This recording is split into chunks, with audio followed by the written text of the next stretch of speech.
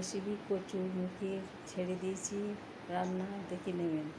আর like share করবেন, comment করবেন, সাবস্ক্রাইবটা করে যাবেন, সবার সাথে শেয়ার করে দেবেন। চলুন তো কচুর সবজির রান্না আপনাদের একবার দেখিয়ে দিচ্ছি। বন্ধুরা, এখানে রান্না শেষ কমপ্লিট, তো গ্যাস অফ করে দিলাম। তরকারিটা দেখিয়ে দিচ্ছি রান্না। এতে কাঁচা লঙ্কা চেরা দিয়ে দিয়েছি ওপর দিয়ে।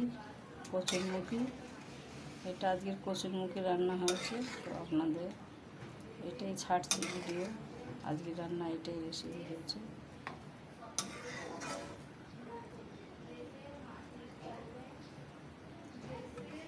বন্ধুরা, আমার রান্না কমপ্লিট হয়ে গেছে। আমি এবার এটা ঢেকে রেখে দেবো। আপনাদের দেখিয়ে দিচ্ছি, দেখুন কচু, কাঁচা লঙ্কা চেরা দিয়েছি, মশলা কিছুই দেয়নি, জিরির ফোড়ন আর শুকনো লঙ্কার ফোড়ন দিয়েছি, আদা রসুন থেতু আর গোলমরিচ আর ইলাচি থেতু করে দিয়েছি, আর পেঁয়াজ দিয়েছি, আদা দিয়েছি। তো আমি এটাকে ঢেকে রেখে দিচ্ছি। বন্ধুরা, আমার রান্না কমপ্লিট হয়ে গেছে।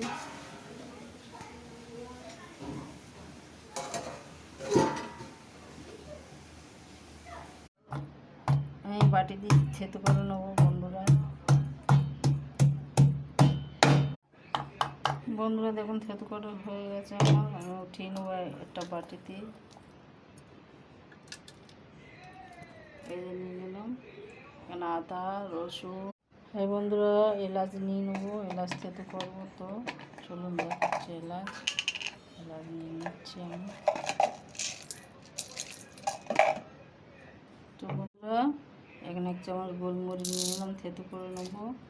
আমার ডিব্বাতে এত গোলমরিচ আছে, দেখুন গোলমরিচের ডিব্বা। তো আমি ঢাকনা লাগিয়ে নেব। বন্ধুরা দেখুন, আমি গোলমরিচ গরমভাবে থেতু করে নিচ্ছি। দেখুন থেতু করে নিয়েছি, এবার উঠিয়ে নেবো।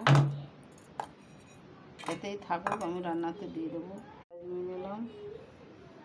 বন্ধুরা, রসুন থেতু করে নেবো আমি নোড়া দিই। তো বন্ধুরা, আমি রসুন থেতু করে নিয়েছি, কোচানো ছিল, আবার থেতু করে নিলাম। একটা জায়গায় বাটিতে রেখে নেবো। বন্ধুরা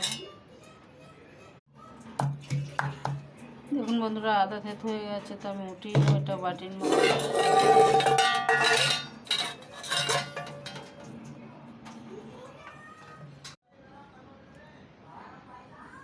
হ্যাঁ বন্ধুরা, আদা থেতু করে নিচ্ছি আমি একটু।